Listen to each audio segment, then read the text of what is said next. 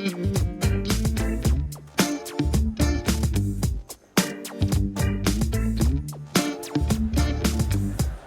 right.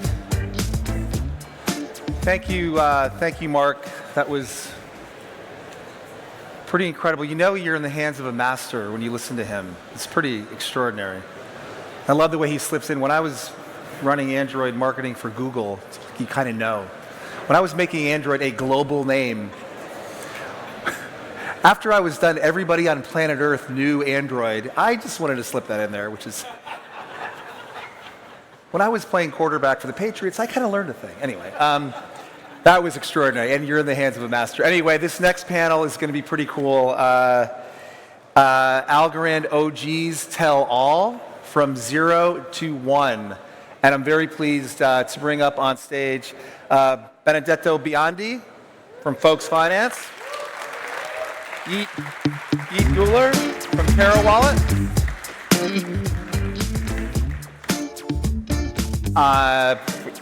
John Mizzoni from TxnLab, and Michael Cotton, CEO and founder of Meld Gold, and our moderator, the great Min Wei. Take it away, Min. Thank you, Matt. All right. Hi, everyone. Can you hear me? No. Can you hear me? Oh, hello. Hi. It's so good to see you here. Welcome to Barcelona. We're going to spend 2 fantastic days together, and I cannot wait. So Christine and Matt were like, this is not going to be your typical load up on panels type conference, but here we are. Actually, I have to say, as we are celebrating the 5-year mainnet launch, we just could not resist bringing some OGs up on stage with us to share their journey. And so I'm very honored to be here to moderate this panel with them. For those of you who don't know me, my name is Min Wei. I lead ecosystem for Algorand Foundation. And here with me, we have Michael, CEO of Meld Gold. We have John, co-founder of TxnLab. We have Yigit, the CTO of Pera. And we have Benedetto, CEO of Folks Finance. So I want to start from the very beginning. Mainnet launched June 19th, 2019, right? But Yigit, as I understand, Pera Wallet was live before then. Can you tell us how it all got started? Yeah, definitely. So I can say I was here before the mainnet launch even. So we were a product development studio, and we were mainly working with fintech startups, and we worked for Robinhood before they launched, and Algorand contacted us to create the first mobile wallet of Algorand before even testnet was live, I guess. So we started to working on it, and I have great memories. I remember the day we launched the mainnet version, so it was just a couple weeks before the mainnet launch, and it was quite stressful. And then I remember the mainnet launch. It was very exciting. And then I remember the day we launched the ASAs, because in the first version there were no ASAs, and we launched it because Algorand did not support ASAs back then. I remember that. I remember that the 10,000 ASA limit, I don't know who remembers that, the day that it has been removed.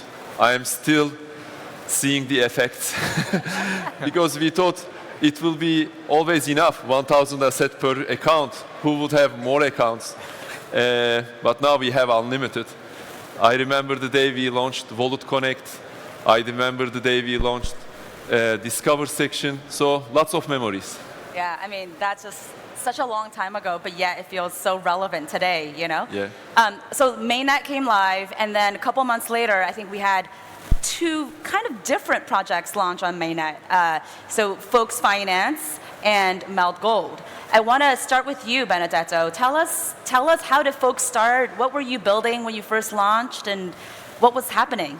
Yeah, so first of all, it's great to be here and seeing all of those friends at Decipher and seeing the community. Wait, hold on.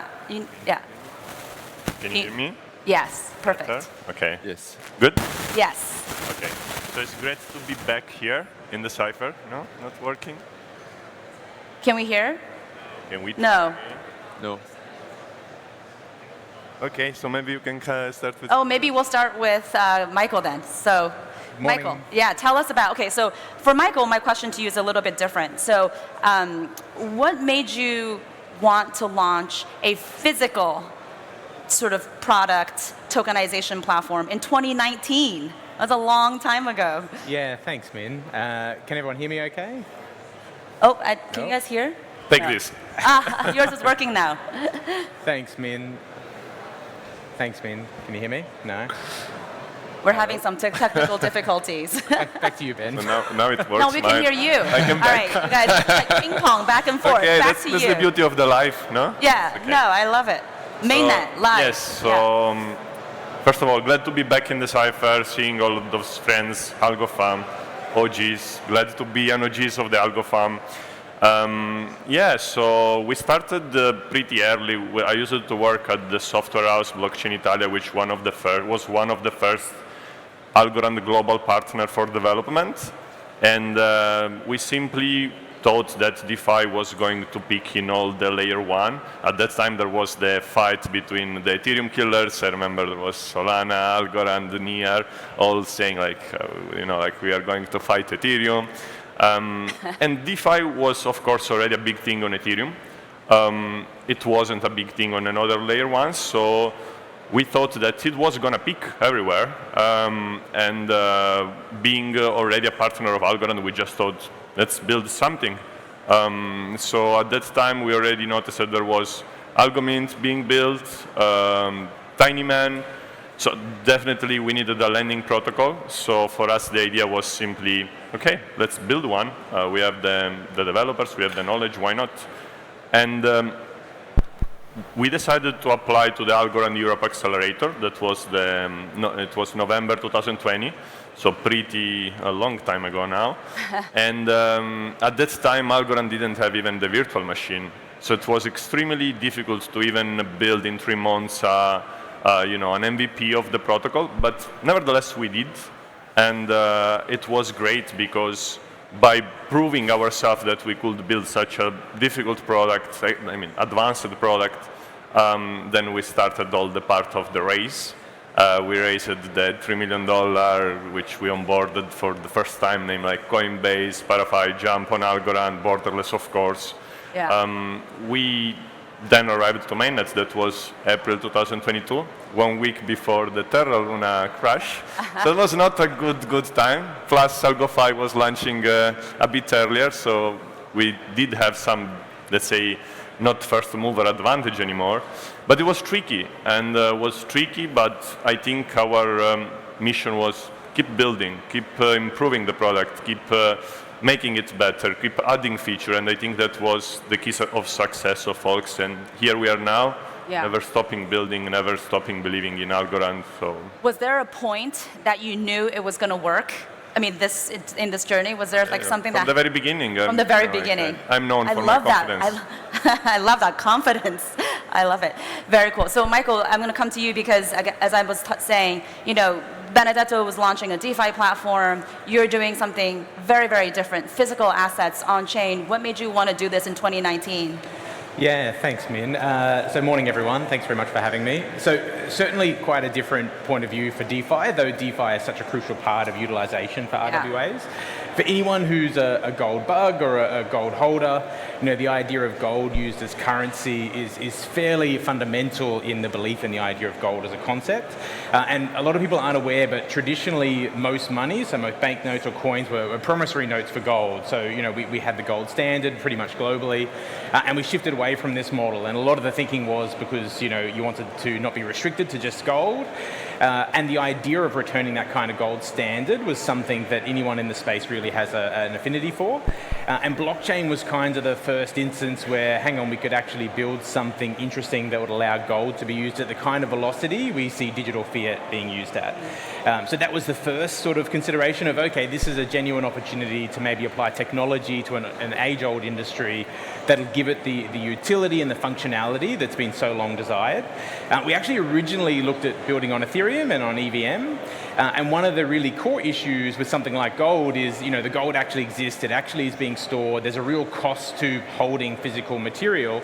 And if you had things like gold getting stuck in wallets because there was too little value to process transaction fees, so you end up with crumbs stored globally, you could end up with huge amounts of gold that are actually just stuck out there in wallets that can't be utilized, that all of a sudden you're paying storage and insurance costs on forever. So initially, the idea was let's use blockchain, and then the second piece was, well, hang on, this is actually going to be quite difficult to execute in a way that long term is functional, like the way we want. And then Silvio Micali actually came to Australia, did his road tour across Oz, selling the dream of Algorand and solving the trilemma, and that really sort of resonated. That concept of the Algorand technology was, okay, this is the game changer, this is that next step in evolution of the technology that would allow us to deliver something that could be used globally, could be fully accessible, and sort of live up to the dream of gold as a currency again. Yeah, well, you also have spent decades in this space. Like, this is a space that you're very familiar with. And then you're bringing something that's so traditional, decades-old industry into a new space. What was the biggest surprise for you? I think potentially the friction in the industry. I think for me, being someone who's been very keen on technology, always been an early adopter to technology, it seemed like a no-brainer. And as much as we had, issues or friction within the blockchain space, I could see that the markers of this is early internet, we are going to solve these problems, the fundamentals and characteristics of blockchain are a solution to these issues. So I was quite surprised how much of the industry didn't understand that vision or thought it was too dangerous or risky. Care. And look, in reality, most of these companies are 100 plus years old. So they also are very risk adverse, they're very cautious, they're very conscious of making decisions that aren't quick. So that was sort of probably maybe shouldn't have been as surprising, but for me, the idea of living up to gold's final form of being a currency again seemed like such a strong narrative. But it's taken time, but we've slowly tiptoed the industry closer and closer to the finish line. Yeah, it feels like it still feels a little bit like that right now. We're still just trying to push everybody and take everybody along with us. But look, I think a really good example is, 5 years ago when you went and talked out to government or industry, the questions were very shallow about blockchain. And I think that was a real indicator of lack of desire to want to understand the technology better. Whereas you go now and you talk to any of these institutions, they clearly have a better understanding. They're doing their own research, they're digging into the technology. And that's amazing to see because it means we are progressing and we are seeing the industry go, no, we need to take this seriously. We are going to miss out on an incredible opportunity if we aren't a part of this next change in technology, which is fantastic. Yeah, I love that. So John, let me come to you. I know you guys, TxnLab launched a little bit later, but you and Patrick, you guys have been tinkering in this space from day one. So tell us, how did it all come together? Oh, can you guys hear John? Thing. Hello. Perfect. Hello. Okay. I'll talk here. So yeah, Patrick and I have been in the ecosystem for a long time, since 2021. Patrick maybe later than me, but we're kind of degens, I guess, at heart. We like to build maybe consumer-facing applications, not necessarily like DeFi or anything like that. But things that people use daily. So NF Domains was our first product that we launched. And we did that. So we did that in 2022, June of 2022, we launched on mainnet. And we all met working on another project. And just if anybody here is interested in working on Algorand, just join a project. It might not be the one for you, but you'll learn a lot. And then you'll meet a lot of people. So that would be some. Yeah, so speaking of learning, I want to hear, what was the biggest lesson that you've learned in launching NFT since starting it? So this kind of feeds back to what I just said almost. Build a very strong team. Yeah. And make a lot of really good connections. And that goes like not just investors, but just make friends. Like friends go a long way, especially for a product like NF Domains. Like, we beat our competitors strictly because we had more friends. Like we knew everybody in the ecosystem. So when you need an integration or something, it's just as easy as hitting up a friend compared to something where, they want to charge you for the integration. It's, so yeah, make good friends, build a strong team, and, trust your friends and your team to help you. Yeah, it's all in the community. It's all in the community. Yigit, I want to see if that resonated with you, because you built one of the most used apps in our ecosystem, but the path hasn't always been so straightforward. What's one thing that you would do differently if you could do it again? Yeah, as a CTO, my role was to use the resources effectively. But it's quite hard to resist the excitement when you are in a bull market. So it's really easy to grow. It's really easy to say, okay, we are going to do this, we are going to do that. But the more the team grows, the harder things become. We were a great team when we were small, but as we got big, I started to see the problems that happened. And then we had to downsize. So it's not easy in the blockchain market to create an effective team and also to create meaningful products and also be with the competition. So the bull market is going to come. So for that day, I want to tell everybody, stay calm, stay cool, continue what you're doing best, and yeah, be excited, but not nervous. Yeah, I love that. I mean, I think starting any company, the hardest thing is to know when to scale, the pace of growth, right? Yes. Because it could be detrimental to you if you grow too quickly, but it's also equally detrimental if you don't grow fast enough to then beat up the competition. It's a very hard line to navigate. So I totally agree. Okay, I want to shift gears a little bit. I want to talk about the future a little bit. So maybe I'll start with you, Michael, because real-world asset is a hot topic right now. You did this in 2019. You started this in 2019. So I want to get your point of view on what do you think needs to happen for real-world asset tokenization to really take place, to really take on. Yeah, well, I think, can you guys hear me? That's yeah. I think the key, and look, it varies a little bit depending on the real world asset we're talking about, but if we sort of look at gold and silver as a great example initially, access and utility. Access and utility are the two valuable pieces of the puzzle. Because in reality, the key question is why would you digitize? What is the value of blockchain over a database digital system of traditional digital gold ownership? And access and utility are the two key pieces. Now, why does blockchain help achieve this? Two things, interoperability, which is I know a word we talk about a lot, but the ability to have a standardization of data rails, and in reality, every asset on chain is just data packaged, right? So that interoperability, which would allow an asset to instantly be global if you have a standardized system of interchange of data that's permissionless and doesn't require third parties to sit in between, you have the ability for global access to the asset and globalization of an asset the moment it comes on chain. So then the next piece is proof of ownership and proof of authority. Now, once it's tokenized, that's actually extremely easy to do. It's very, very simple to know who owns it and to know they have authority over the asset. So getting utility from those assets becomes very simple, because if you want to take a loan on folks' finance, if you want to use Pera to do a trade, all of these things become very, very easy to do. So they're really kind of the two key pieces. Now, what does utility look like and what's valuable for something like gold? Getting a loan against gold traditionally is very difficult. But really, we sort of position gold as a quality alternative to fiat. So if you are going to do anything within fiat, gold is stable enough, it's liquid enough, it's a large enough asset that in theory you could do the same kind of transactions with gold, with the idea that sitting in gold as a position is maybe more interesting to you than sitting in fiat. So whether you're going to take out an option, whether you're going to yield farm, whether you're going to be an LP, whatever you're actually going to do, doing that in gold is more interesting than doing that in US dollars.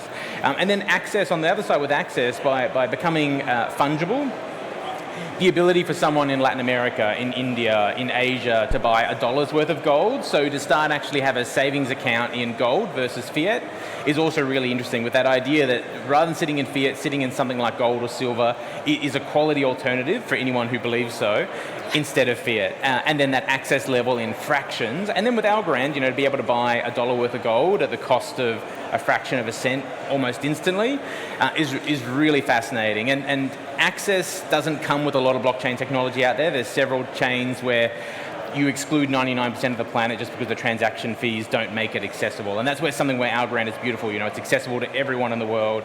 Everyone can afford an Algorand transaction fee. So if you want to own 10 cents worth of gold and start actually accumulating your wealth in gold instead of maybe US dollars, Algorand's gold, great combination of technology and an asset class. Yeah, and when you talk about access and utility, I mean, I hear you on the access piece. On the utility piece, this is, Benedetto, where I sort of think about you, because I think, you know, you talked about this partnership that Meld Gold just has on Folks with the Lend Borrow platform, and I think you've done a great job, Benedetto, in terms of like working with, collaborating with other projects in the ecosystem to create and build utility. Tell us why that's important to you. Why is that core to Folks? I think it was, can you hear me? Yeah, I think it was one of probably the weakness of AlgoFi that we spoiled, and we were like, okay, let's do it. But it was also kind of in our soul, because like we love to collaborate. Oh my God, how many calls I've done with Michael? I don't know. Like we are friends now after so many calls. Like we never met each other in a bar, but it's like we did. Tonight. You can go to the bar yeah, tonight is gonna be. Yeah, You have a party. But yeah, there is the fiesta tonight, organized all together. So anyway, I think it's very important, and I think Algorand is special for that. I think Algorand community, from users, holders, builders, we are huge believer in the tech, and we have been here for the tech.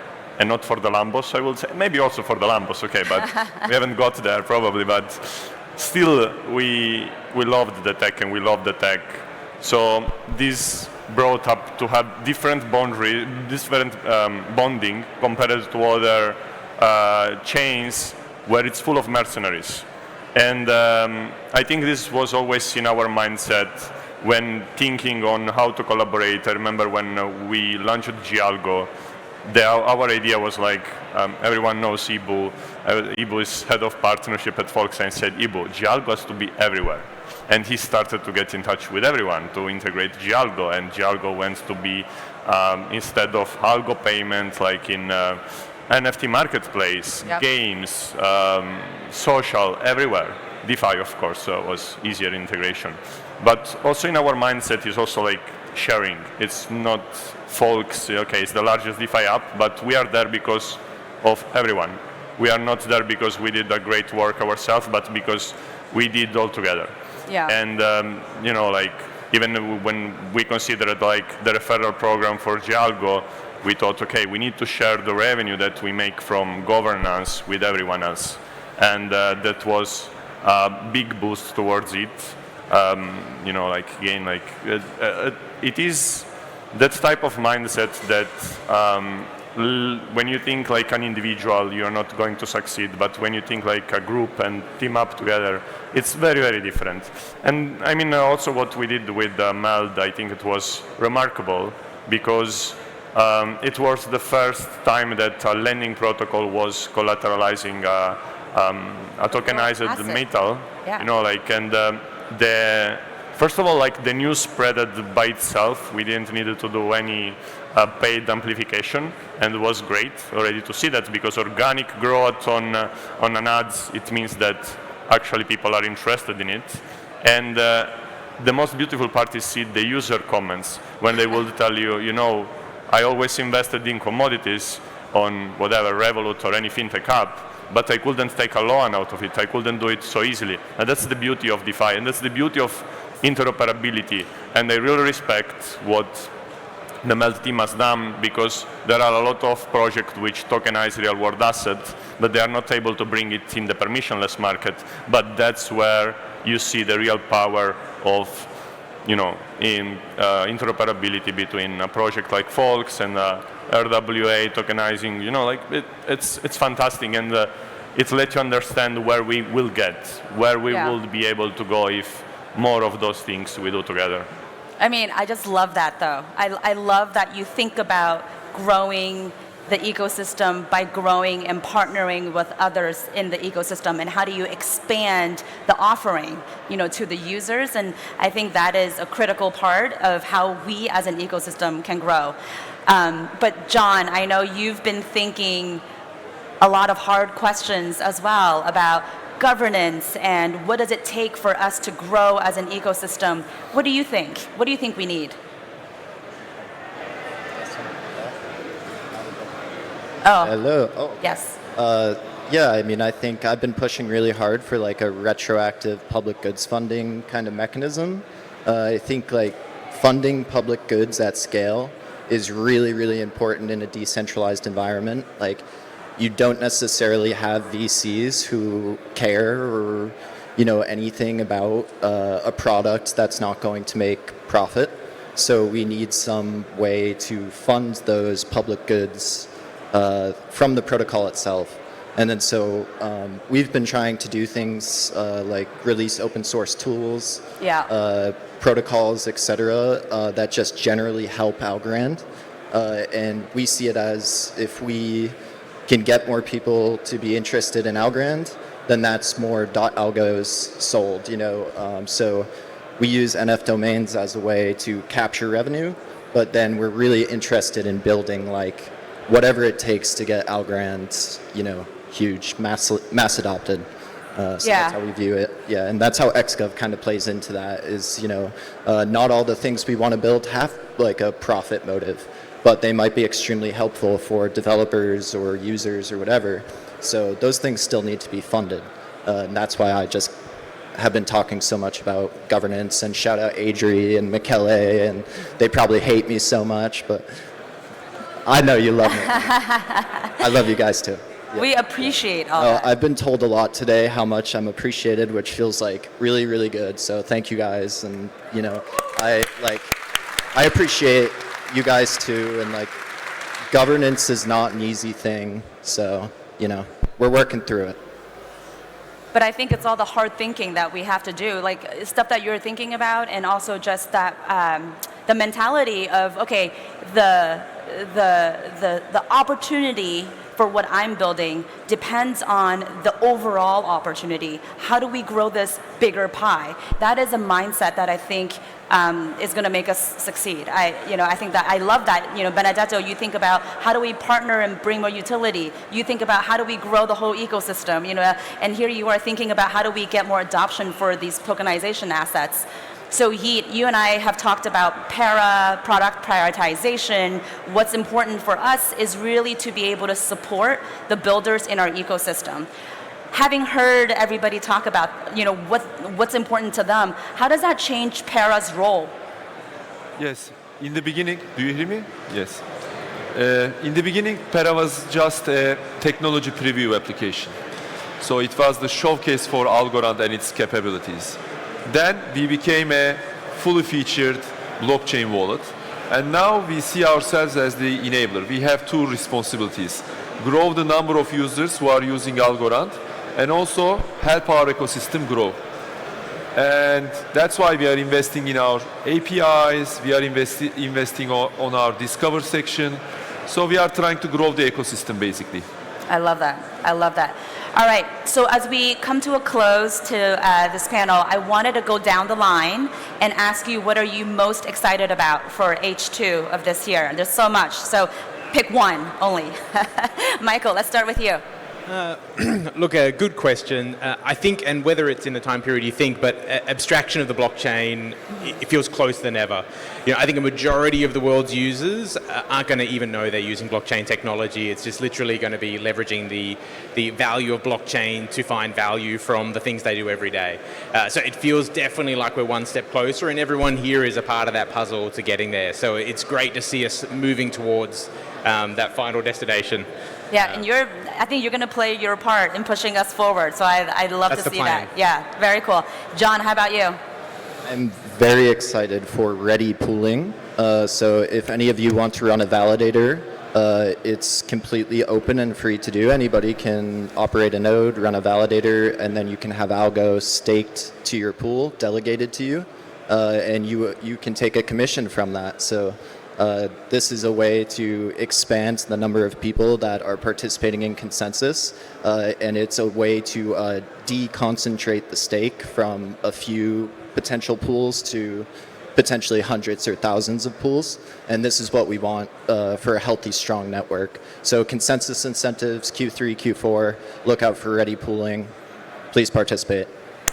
Yes, absolutely. Yeet, how about Yeah, you?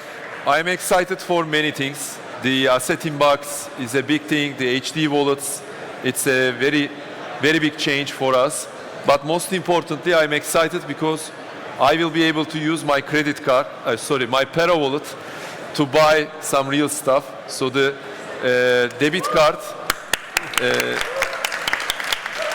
yeah, to me that will be a big change because it's fully on chain, and we partnered with Immersive, who is a principal partner of MasterCard. So it's a direct communication with MasterCard actually, and it's only possible on Algorand. Without Algorand, in any other blockchain, that implementation wouldn't work. It's a transparent, fully on-chain implementation. So technically, I'm excited. And also as a user, I am excited as well. And when do you expect to come for that to launch? Well, it's difficult to give dates, but in a couple of months, it will be ready. We are actively working on it right now, but it's a long process. And also, there are the App Store approval challenges. So I don't want to give a date. Maybe we can give users here beta access for when it's ready. Yes, for beta access in 45 days, we will have something. It's very exciting. Awesome. Benedetto, how about you? What are you most excited about? I am excited to use my debit card as well. What are you? We all hope that you're not going to off-ramp Algo. USDC, it's okay, okay? Yeah. Jokes aside. I think in general, AlgoFam is very excited about the consensus incentivization, and of course, folks wouldn't miss to be the primary liquid staking provider. And I think everyone knows like how much we care about the security of the network, because we were using our own DeFi rewards in order to incentivize with Galgo participation to run nodes. So we are happy to announce that even before that the actual incentivization is going to happen, Xalgo, which was our cross-chain liquid governance, it's going to transform into the Algorand liquid staking main option, and it's going to come pretty soon. We are targeting this summer, so soon the AlgoFam will be able to participate in DeFi and be in consensus and stay liquid with Xalgo. That's awesome. Woohoo! Very, very, very exciting. Well, thank you so much. I really had a great time talking with all of you. I have so much respect for everything that you guys have done over the past 5 years. It is incredible, and I'm very excited to continue to support and to work with you as we grow this ecosystem together. There's so much exciting stuff happening. This is going to be a great year. Thank you so much. Thank you. All right, thank you.